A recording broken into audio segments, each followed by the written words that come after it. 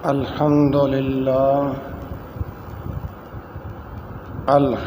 للہ وحدہ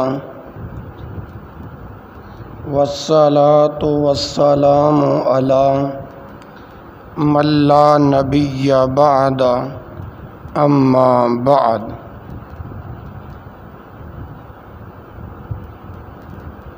میرے پیارے بھائیوں،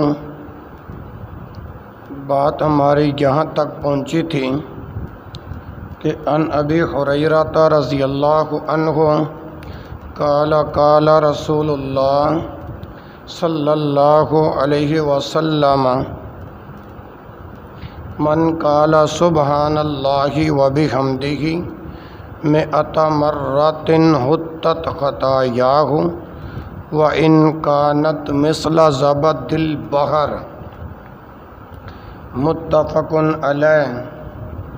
یہ روایت بخاری اور مسلم میں موجود ہے۔ حطت فعل ماضی مجہول کا صیغہ ہے۔ باب حتی یحط بر وزن نصر سے اس کا معنی ہے مٹا دینا، درگزر کر دینا، زائل کر دینا وغیرہ۔ زبد البحر سمندر کی جھاگ۔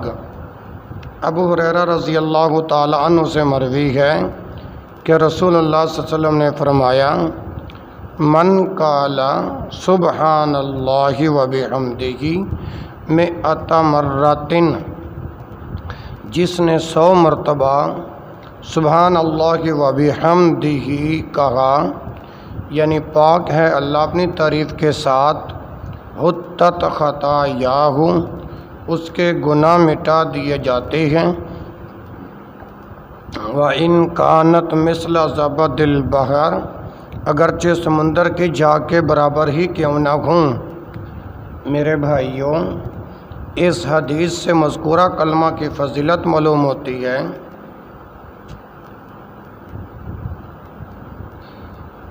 کہ اس سے تمام گناہ معاف کر دیے جاتے ہیں۔ اہل علم نے کہا ہے کہ ان گناہوں سے مراد صغیرہ گناہ ہیں، کبیرہ نہیں۔ اللہ اکبر، اللہ اکبر، اللہ اکبر۔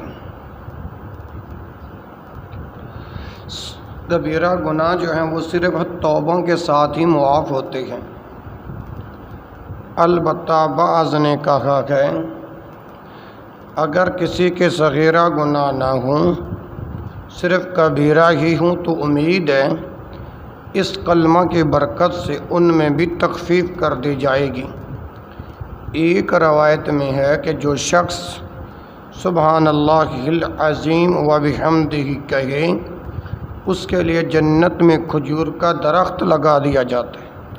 ایک دوسری روایت سے معلوم ہوتا ہے کہ جو شخص 100 مرتبہ صبح اور 100 مرتبہ شام کے وقت سبحان اللہ وبحمدہ کہتا ہے، قیامت کے دن کوئی شخص اس سے افضل کلمات نہیں لائے گا، البتہ وہ شخص جس نے اس طرح کلمات کہے یا اس سے زائد کلمات کہے۔ وَأَن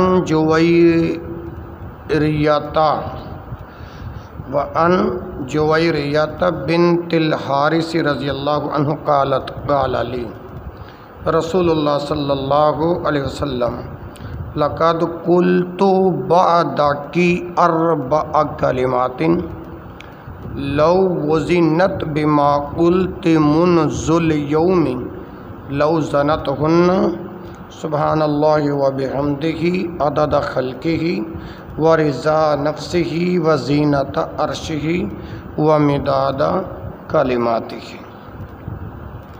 حضرت جویریہ بنت حارث رضی اللہ عنہ سے مروی ہے کہ رسول اللہ صلی اللہ علیہ وسلم نے مجھ سے کہا، قال لی رسول اللہ، رسول اللہ صلی اللہ علیہ وسلم نے مجھ سے کہا، لقد قلت بعدک 4 کلمات، میں نے تیرے بعد 4 ایسے کلمے ادا کیے ہیں، لو وزنت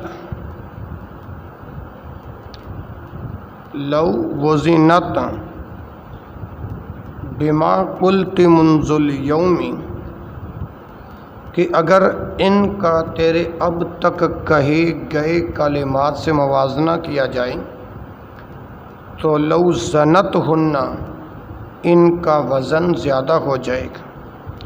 اور وہ کلمے یہ ہیں سبحان اللہ و بحمدہ، اللہ پاک ہے اپنی تعریف کے ساتھ، عدد خلقہ، اپنی مخلوق کی تعداد، و رضا نفسہ، اپنے نفس کی رضا، و زینت عرشہ، اپنے عرش کے وزن، و مداد کلماتہ، اور اپنے کلمات کی سیاہی کے برابر۔ اسے مسلم نے روایت کیا ہے۔ زینتا کا معنی ہے وزن، یہ عددہ سلاتا اور حباتا کے ہم وزن ہیں۔ عددہ سلاتا اور حباتا کی ہم وزن ہے، جو اصل میں وعدہ، وصلہ اور وہبہ ہیں۔ مداد سیاہی، میرے بھائیوں مکمل حدیث یوں ہے کہ نبی کریم صلی اللہ علیہ وآلہ وسلم صبح کی نماز کے بعد ام المؤمنین حضرت جویریہ رضی اللہ عنہا کے پاس سے نکلے۔ اس وقت وہ اپنی جائے نماز میں بیٹھی ذکر میں مصروف تھی۔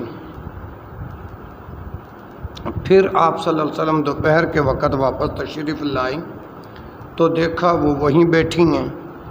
یہ دیکھ کر فرمایا میں نے تمہیں جس حالت میں چھوڑا تھا تم ابھی اسی حالت میں بیٹھی ذکر میں مصروف ہو؟ انہوں نے عرض کیا جی ہاں۔ تو آپ صلی اللہ علیہ وسلم نے مذکورہ بلا ارشاد فرمایا کہ میں نے تمہارے بعد، اس روایت سے مذکورہ بالا کلمات کی فضیلت ظاہر ہوتی ہے۔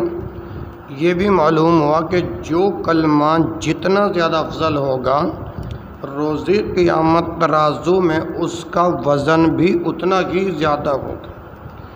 نیز اس روایت میں چونکہ ان کلمات کا کوئی خاص وقت متعین نہیں، اس لیے یہ کسی وقت بھی پڑھے جا سکتے ہیں۔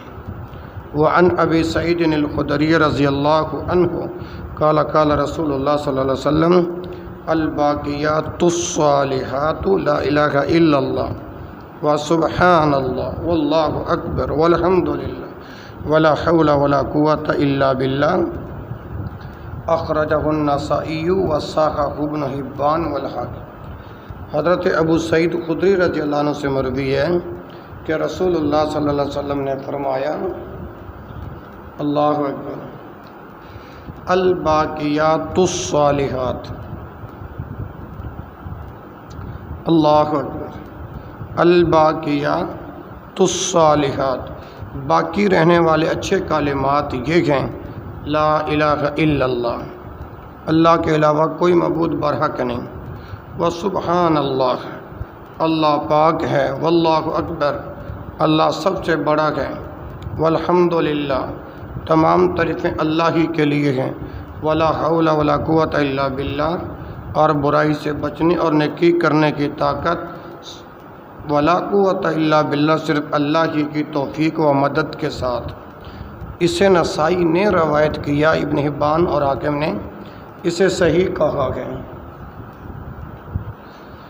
الباقیات الصالحات، باقی رہنے والے نیک اعمال، ان سے مراد ایسے اعمال ہیں جن کا اجر و ثواب عامل کے لیے ہمیشہ باقی رہتا ہے۔ ویسے تو ہر نیک عمل ہی باقیات الصالحات میں شامل ہے، لیکن ان کلمات کو بطور خاص اس لیے باقیات الصالحات کہا گیا ہے کیونکہ ان میں ایمان باللہ کا ذکر ہے، جو کہ ہر عمل کی بنیاد ہے اور جس کے بغیر کوئی بھی عمل قابل قبول نہیں۔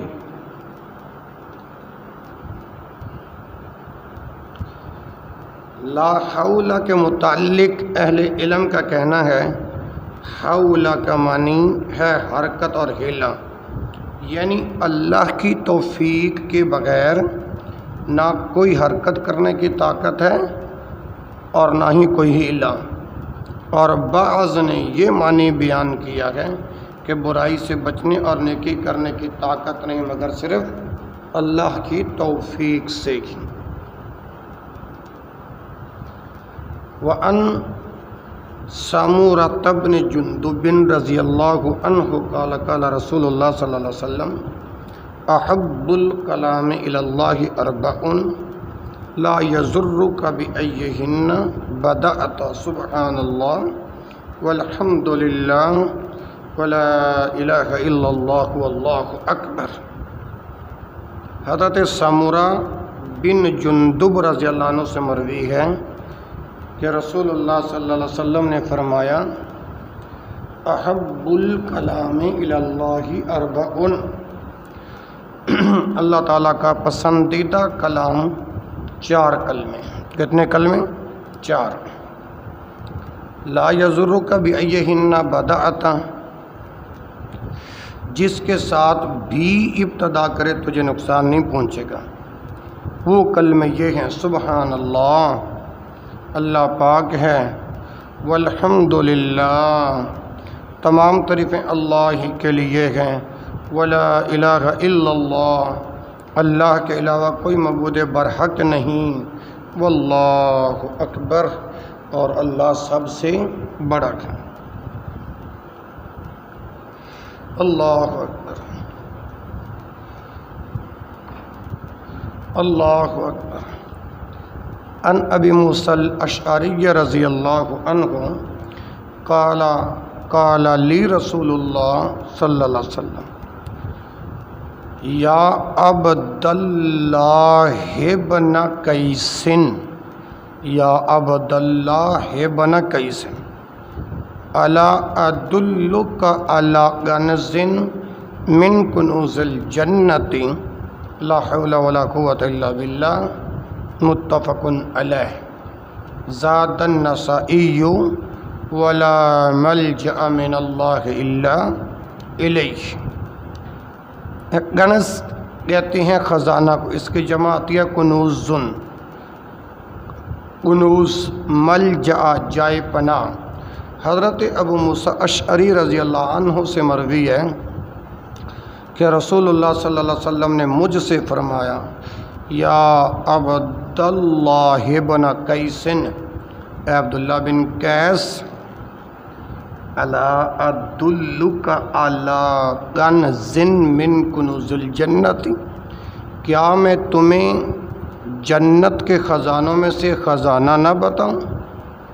اور وہ کلمہ یہ ہے لا حول ولا قوۃ الا باللہ، نہ نیکی کرنے کی طاقت ہے نہ گناہ سے بچنے کی قوت، ولا حول ولا قوۃ الا باللہ، مگر صرف اللہ کی مدد اور توفیق سے ہی۔ بخاری مسلم نسائی نے اتنا اضافہ کیا ہے ولا ملجأ من اللہ الا الیہ، اللہ کے علاوہ کہیں جائے پناہ نہیں۔ میرے بھائیو، اس حدیث کلمہ لا حول ولا قوۃ الا باللہ کی فضیلت ظاہر ہوتی ہے۔ اہل علم نے کہا ہے کہ اس کلمہ کی اس قدر فضیلت اس لیے ہے کیونکہ اس کا کہنے والا اپنے آپ کو مکمل طور پر اللہ تعالیٰ کے آگے جھکا لیتا ہے اور اس بات کا اعتراف کرتا ہے کہ ہر کام کی طاقت دینے والا صرف اللہ تعالیٰ ہی ہے۔ اسے خزانہ اس لیے کہا گیا ہے چونکہ اس کی پابندی، جو اس کی پابندی کرے گا اور بکثرت یہ کلمہ کہتا رہے گا، اس کے لیے اللہ تعالیٰ نہایت عمدہ بدلہ جنت میں ذخیرہ کر دیں گے۔ وعن النعمان بن بشیر رضی اللہ عنہما عن النبی صلی اللہ علیہ وسلم قال ان الدعاء هو العبادۃ، رواہ الاربعۃ وصححہ الترمذی ولہ من حدیث انس رضی اللہ عنہ مرفوعا بلفظ الدعاء مخ العبادۃ، ولہ من حدیث ابی ہریرہ رضی اللہ عنہ رفعہ لیس شیء اکرم علی اللہ من الدعاء وصححہ ابن حبان والحاکم۔ حضرت نعمان بن بشیر رضی اللہ عنہ سے مروی ہے کہ نبی کریم صلی اللہ علیہ وسلم نے فرمایا ان الدعاء هو العبادہ، بلا شبہ دعا ہی عبادت ہے۔ اسے چاروں نے روایت کیا اور ترمذی نے اسے صحیح کہا ہے، اور ترمذی میں حضرت انس رضی اللہ عنہ سے مرفوع مروی روایت میں یہ لفظ ہیں الدعاء مخ العبادت، دعا عبادت کا مغز ہے۔ اور سنن ترمذی میں ہی حضرت ابو ہریرہ رضی اللہ عنہ سے مرفوعاً مروی ہے کہ لیس شیء اکرم علی اللہ من الدعاء، اللہ تعالیٰ کے نزدیک دعا سے زیادہ معزز کوئی چیز نہیں۔ اس ابن حبان اور حاکم نے صحیح کہا کہ مخو مغز، مخن کا معنی کیا ہے؟ مغز، اصل اور خالص حصہ، یعنی عبادت کی تمام انواع و اقسام میں سے دعا سب سے اہم اور افضل ہے، بلکہ یہی اصل عبادت ہے۔ اور میرے محترم بھائیوں، اس حدیث سے معلوم ہوا کہ دعا ہی عبادت ہے، اور اللہ تعالیٰ نے انسان کو عبادت کے لیے ہی پیدا فرمایا ہے، اس لیے اسے بکثرت دعائیں کرنی چاہیے۔ قرآن مجید میں اللہ تعالیٰ کا ارشاد ہے تمہارے رب کا فرمان سرزد ہو چکا ہے کہ مجھ سے دعا کرتے رہو، میں تمہارے دعاؤں کو قبول کرتا ہوں۔ یقیناً جو لوگ میری عبادت سے خود سری کرتے ہیں وہ عنقریب ذلیل ہو کر جہنم میں پہنچ جائیں گے۔ ایک حدیث میں ہے کہ جو شخص اللہ تعالیٰ سے نہیں مانگتا اس پر اللہ تعالیٰ غضبناک ہوتے ہیں، لہٰذا اللہ تعالیٰ سے دعائیں مانگتے رہنا چاہیے۔ میرے بھائیو، دعا عبادت ہے۔ اس سے معلوم ہوا کہ اللہ تعالیٰ کو چھوڑ کر کسی دوسرے کو مشکل کشائی کے لیے پکارنا شرکن فی العبادہ ہے، شرکن فی العبادتی ہے، جو کبھی معاف نہیں ہوگا۔ اللہ کے رسول صلی اللہ علیہ وسلم نے فرمایا تھا جو شخص فوت ہوا اور وہ اللہ کے علاوہ کسی اور شریک کو پکارتا تھا وہ آتش جہنم میں داخل ہوگا۔ کہاں؟ آتش جہنم میں۔ صحیح بخاری کی یہ روایت ہے 44 سے 97 نمبر ہے۔ علاوہ ازیں اس سے یہ بھی معلوم ہوا کہ اللہ تعالیٰ کے ہاں سب سے معزز چیز دعا ہے۔ دعا کی فضیلت میں یہ فرمان نبوی بھی پیش نظر رہنا چاہیے کہ تقدیر کو کوئی چیز نہیں بدل سکتی سوائے دعا کے، اور عمر میں کوئی چیز اضافہ نہیں کر سکتی سوائے نیکی کے، یعنی احسان و اطاعت کے۔ نیز ایک روایت میں یہ بھی ہے کہ یقیناً دعا ایسی آفات کہ جو نازل ہو چکی ہیں اور ایسی کہ جو ابھی نازل نہیں ہوئی سب کے لیے فائدہ مند ہے۔ اس لیے اے اللہ کے بندو، دعا کو لازم پکڑو، دعا کو لازم پکڑو۔ الترغیب و الترہیب جامع الصغیر اور سنن الترمذی میں یہ روایت موجود ہے۔ عن انس رضی اللہ عنہ قال قال رسول اللہ صلی اللہ علیہ وسلم الدعاء بین الاذان والاقامۃ لا يرد، اخرجہ النسائی وغیرہ وصححہ ابن حبان وغیرہ۔ حضرت انس رضی اللہ تعالی عنہ سے مروی ہے رسول اللہ صلی اللہ علیہ وسلم نے فرمایا الدعاء بین الاذان والاقامۃ لا يرد، اذان اور اقامت کے درمیان دعا رد نہیں کی جاتی۔ اس سے نسائی وغیرہ نے روایت کیا ہے اور ابن حبان وغیرہ نے اسے صحیح کہا ہے۔ میرے بھائیوں، اس حدیث سے معلوم ہوا کہ اذان اور اقامت کا درمیانی وقفہ قبولیت دعا کا وقت ہے۔ انشاءاللہ میں بھی دعا کروں گا اور آپ بھی اس وقت میں زیادہ سے زیادہ دعا کریں، اور دعا کریں کہ اللہ پاک مجھے شفائے کاملہ عاجلہ بھی عطا فرما دے۔ اس لیے اس وقت میں زیادہ دعا کی کوشش و جستجو کرنی چاہیے۔ ویسے تو اللہ تعالیٰ نے ہر وقت کے متعلق ہی فرمایا ہے کہ تم مجھے پکارو میں تمہاری دعا قبول کروں گا، لیکن کچھ اوقات کو بطور خاص ذکر فرمایا ہے کہ ان میں قبولیت کا امکان زیادہ ہے، جن میں سے ایک وقت تو مذکورہ حدیث میں ہے، اور بعض اوقات کا ذکر چند دیگر احادیث میں ہے، مثلا ماہ رمضان، شب قدر، رات کا آخری حصہ، حالت سجدہ، فرض نمازوں کے بعد، دوران جنگ، زمزم کا پانی نوش کرتے وقت، نزول بارش کے وقت، اور دوران حج و عمرہ وغیرہ۔ لیکن یہ یاد رہے کہ اگر دعا میں خلوص نہ ہو یا دعا کرنے والا حرام کھاتا پیتا ہو تو پھر اس کی دعا ہرگز قبول نہیں ہوگی، خواہ وہ شب قدر میں خانہ کعبہ کا غلاف پکڑ کر ہی کیوں نہ دعا کریں۔ واضح رہے میرے بھائیوں، قبولیت دعا کی 3 اقسام ہیں۔ کتنی اقسام ہیں؟ 3۔ یا تو مطلوبہ چیز دنیا میں ہی جلد یا بادیر مل جاتی ہے، یا مطلوبہ چیز تو نہیں ملتی مگر دعا کے عوض کوئی آنے والی مصیبت دور ہو جاتی ہے، مصیبت ٹل جاتی ہے، یا پھر وہ دعا ذخیرہ آخرت بنا لی جاتی ہے۔ وَأَنْ سلمان رضی اللہ عنہ قال قال رسول اللہ صلی اللہ علیہ وسلم ان ربکم حی کریم یستحیی من عبدہ اذا رفع یدیہ الیہ ان یردہما صفرا اخرجہ الاربعۃ الا النسائی وصححہ الحاکم۔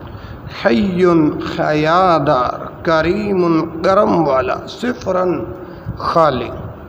حضرت سلمان رضی اللہ عنہ سے مروی ہے، رسول اللہ صلی اللہ علیہ وسلم نے فرمایا ان ربکم حی کریم، بلا شبہ تمہارا رب حیادار ہے، کریم کرم والا ہے، یستحیی من عبادہ، جب اس کا بندہ اس کی جانب دعا کے لیے اذا رفع یدیہ الیہ اپنے دونوں ہاتھ اٹھاتا ہے، ان یردہما صفرا، تو وہ اپنے بندے سے شرم کرتا ہے کہ اس کے ہاتھوں کو خالی واپس لوٹائے۔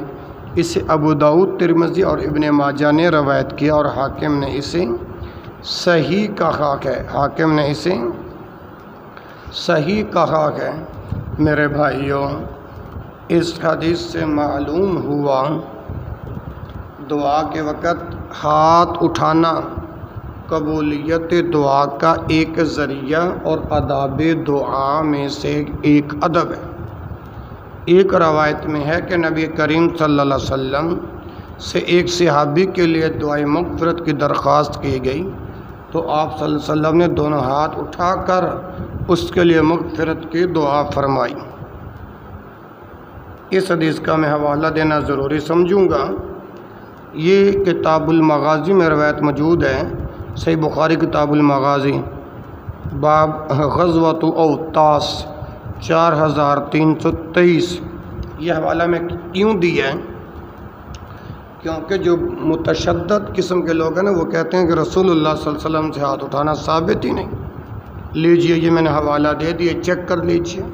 حافظ ابن حجر رحمہ اللہ فرماتے ہیں کہ اس حدیث سے ثابت ہوتا ہے کہ دعا کے لیے ہاتھ اٹھانا مستحب ہے۔ امام بخاری نے باب قائم کیا ہے، باب دعا میں ہاتھوں کا اٹھانا، اور حضرت ابو موسیٰ اشعری رضی اللہ عنہ نے کہا کہ نبی کریم صلی اللہ علیہ وسلم نے دعا کی اور اپنے ہاتھ اٹھائے تو میں نے آپ صلی اللہ علیہ وسلم کے بغلوں کی سفیدی دیکھی۔ اور عبداللہ بن عمر رضی اللہ عنہما نے کہا کہ نبی کریم صلی اللہ علیہ وسلم نے اپنے ہاتھ اٹھائے اور دعا فرمائی، اے اللہ، خالد نے جو کچھ کیا ہے میں اس سے بری ہوں۔ یحییٰ بن سعید اور شریک بن ابی نمر بیان کرتے ہیں، کہ انہوں نے حضرت انس رضی اللہ عنہ سے سنا کہ نبی کریم صلی اللہ علیہ وسلم نے اپنے ہاتھ دعا کے لیے اتنے اٹھائے کہ میں نے آپ صلی اللہ علیہ وسلم کی بغلوں کی سفیدی دیکھی۔ شیخ الاسلام امام ابن تیمیہ امام نووی رحمہم اللہ نے فرمایا کہ نبی کریم صلی اللہ علیہ وسلم سے اس قدر کثرت کے ساتھ ہاتھ اٹھا کر دعا کرنا ثابت ہے، اس کا شمار محال و مشکل ہے۔ امام سیوطی رحمہ اللہ، امام منذری رحمہ اللہ نے کہا ہے کہ دعا کے لیے ہاتھ اٹھانے سے متعلقہ احادیث متواتر منقول ہیں۔ شیخ ابن باز رحمہ اللہ نے ایک فتویٰ میں فرمایا ہے کہ دعا میں ہاتھ اٹھانا قبولیت دعا کا ایک سبب ہے، تاہم یہ یاد رہے جس روایت میں ہے کہ نبی کریم صلی اللہ علیہ وسلم صرف دعائیں استسقاء میں ہی ہاتھ اٹھایا کرتے تھے، اس سے مراد یہ ہے کہ جس خاص کیفیت اور مبالغے سے آپ صلی اللہ علیہ وسلم اس دعا میں ہاتھ اٹھاتے تھے، اس کیفیت و مبالغے سے عام دعاؤں میں نہ اٹھاتے۔ واضح رہے کہ ہر فرض نماز کے بعد امام کا ہاتھ اٹھا کر دعا کرنا اور باقی مقتدیوں کا آمین کہنا یعنی اجتماعی دعا سنت سے ثابت نہیں۔ شیخ الاسلام امام ابن تیمیہ رحمہ اللہ نے فرمایا کہ بلا شبہ نبی کریم صلی اللہ علیہ وسلم نے فرض نمازوں کے بعد اجتماعی دعا نہیں کی۔ اگر اس موقع پر آپ صلی اللہ علیہ وسلم اجتماعی دعا کرتے تو آپ صلی اللہ علیہ وسلم کے صحابہ کرام آپ صلی اللہ علیہ وسلم سے ضرور نقل فرماتے، پھر تابعین، پھر دیگر علماء اسے ضرور نقل کرتے، جیسا کہ انہوں نے اس سے کم درجہ کی اشیاء آپ صلی اللہ علیہ وآلہ وسلم سے نقل کی ہیں۔ امام ابن تیمیہ رحمہ اللہ نے ایک دوسرے مقام پر اس عمل کو واضح طور پر بدعت کہا ہے۔ کیا کہا ہے؟ بدعت۔ مجموع الفتاوی کی 22 جلد صفحہ 519۔ امام ابن قیم اور سعودی مستقل فتویٰ کمیٹی نے بھی یہی فتویٰ دیا۔ مختلف صحیح احادیث سے ثابت چند آداب دعا یہ ہیں کہ دعا سے پہلے وضو کرنا، قبلہ رخ ہونا، دعا سے پہلے حمد و ثنا اور درود پڑھنا، دعا میں زیادتی سے اجتناب کرنا، جلد بازی سے اجتناب کرنا، معلق دعا سے اجتناب کرنا، کامل یکسوئی توجہ اور قبولیت کے یقین کے ساتھ دعا کرنا، عاجزی و انکساری اور ہلکی آواز سے دعا کرنا، جامع کلمات استعمال کرنا۔ کیا کرنا؟ جامع کلمات استعمال کرنا، خوشحالی میں دعا کرنا اور کسی گناہ کے کام اور قطع رحمی کی دعا نہ کرنا۔ ایک ایک دعوے پر ایک ایک احادیث موجود ہے۔ تو میرے محترم بھائیوں، میں صرف حوالہ جات ہی عرض کر دیتا ہوں۔ دعا سے پہلے وضو کرنا صحیح بخاری میں 4323 نمبر ہے، کتاب المغازی میں۔ قبلہ رخ ہونا بخاری میں 3960 نمبر ہے، مسلم میں 1794 نمبر ہے۔ دعا سے پہلے حمد و ثنا اور درود پڑھنا صحیح الترغیب و الترہیب میں 1643 نمبر ہے، سنن الترمذی میں 3476 نمبر ہے، ابو داؤد میں 1481 نمبر ہے، احمد کی 6 جلد صفحہ 18 کے اندر یہ حدیث موجود ہے۔ اور دعا میں زیادتی سے اجتناب کرنا صحیح جامع صغیر 2396 حدیث کا نمبر، صحیح ابو داؤد اور ابو داؤد میں 96، مشکات کے اندر 418 نمبر ہے۔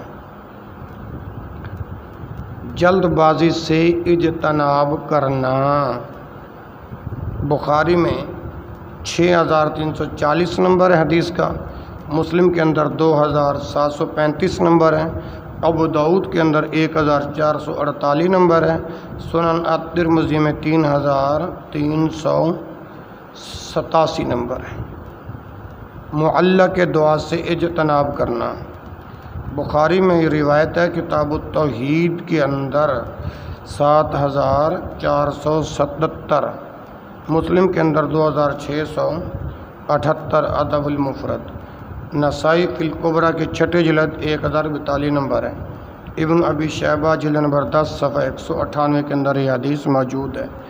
کامل یکسوئی، توجہ اور قبولیت کے یقین کے ساتھ دعا کرنا، حسن درجے کی یہ روایت ہے، صحیح الترمذی میں 3479 نمبر ہے، صحیح جامع صغیر میں 245 نمبر ہے، صحیح ترغیب و ترہیب میں 1649 نمبر ہے، ہدایت الروات کے اندر 8181 نمبر ہے اور 176 نمبر ہے، سورۃ الانعام کی آیت نمبر 63، سورۃ الاعراف کی آیت نمبر 55۔ عاجزی اور انکساری، سورۃ الانعام آیت نمبر 63 اور سورۃ الاعراف آیت نمبر 55۔ اور ہلکی آواز سے دعا کرنا، بخاری میں حدیث ہے 2992، چیک کریں، مسلم کے اندر 2704، احمد کے اندر 19616، ابو داؤد کے اندر 1526، سنن الترمذی میں 3461 نمبر ہے۔ جامع کلمات استعمال کرنا، صحیح ابو داؤد میں 1482 نمبر ہے، صحیح جامع صغیر کے اندر 49 نمبر ہے۔ خوشحالی میں دعا کرنا، السلسلۃ الصحیحہ میں 593 نمبر ہے، ہدایت الروات میں 81 نمبر ہے، صحیح ترغیب میں 1628 نمبر ہے، سنن الترمذی میں 3382 نمبر ہے حدیث کا۔ اور کسی گناہ کے کام اور رحمی کی دعا نہ کرنا وغیرہ، مسلم کے اندر 2735 نمبر ہے، ابو داؤد کے اندر 1484 نمبر ہے، سنن الترمذی میں 3387 نمبر ہے، ابن ماجہ کے اندر 3883 نمبر ہے۔ تو میں یہیں پر اپنی بات کو ختم کرتا ہوں۔ اللہ کی توفیق سے اور اللہ کی رحمت سے اہل حدیث کا ایک ایک بچہ جو بات کرے گا کتاب و سنت کی دلیل کے ساتھ کرے گا۔ اللہ ذوالجلال والاکرام سے دعا ہے جو کہا گیا اور جو سنا گیا اللہ میرے سمیت سبنا کو عمل کرنے کی توفیق نصیب فرمائے۔ سبحانک اللہم و بحمدک، اشہد ان لا الہ الا انت، استغفرک و اتوب الیک، وآخر دعوانا ان الحمد للہ رب العالمین۔